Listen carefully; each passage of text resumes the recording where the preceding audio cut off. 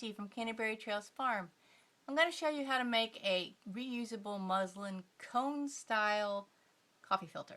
I have another video on basket style, and this one is the cone style. They are basically the same concept, they're just a different shape. If you watched the basket style one, you saw that we got a plate and we used it as a pattern. You need a 10 to 11 inch diameter circle.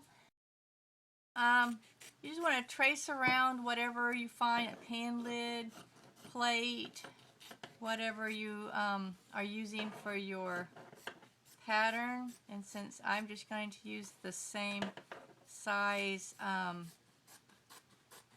muslin circle that I used to make this basket style one. So there you go. We want to use bleached or unbleached muslin.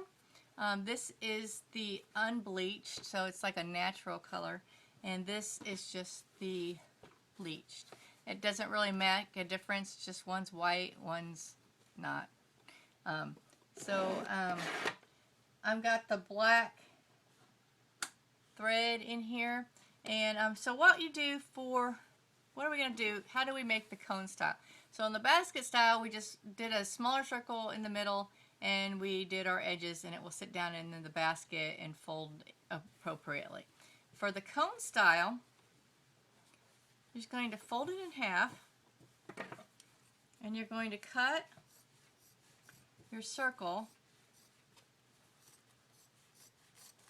in half. Then what you're going to do, so when you make a cone style, it actually makes two when you make out of the one circle. So putting on my widest zigzag, and what I want to do is the circular edge, I want to just zigzag that.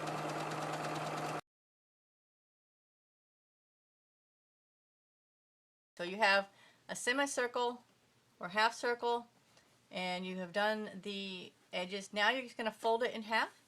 So it's a little cone, and ironing it helps, but just for the sake of going faster here, I'm not.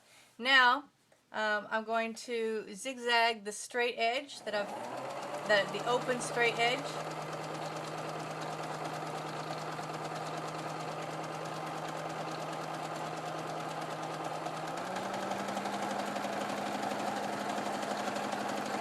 And like I did for the circular one, the circular side, I'm just going to flip it over. I'm going to sew it again. Cut my threads. And at this point I would probably go iron it. And there you have your cone filter. You see the side. So the one side you have no seam because it was the circular part. And I used, like I said on the other video, I used to sell these a lot in my eBay store that I had for a long time. I don't have it anymore, but there was a pack of the ones that I used to sell. And here are some ones that have been used. This one is not used as much. These got used heavily. My last my last coffee maker was a cone style. So I used these a lot. So, and how I wash these is I just wash them with warm water, just like I wash dishes with dish soap, and just let them drip dry. So you can see that holds up well. So I ended up using the muslin because after experimenting with lots of different fabrics, it was light enough for the water to flow through well without pooling and ponding in there, and it was heavy and dense enough and woven densely enough that the coffee grounds did not go through.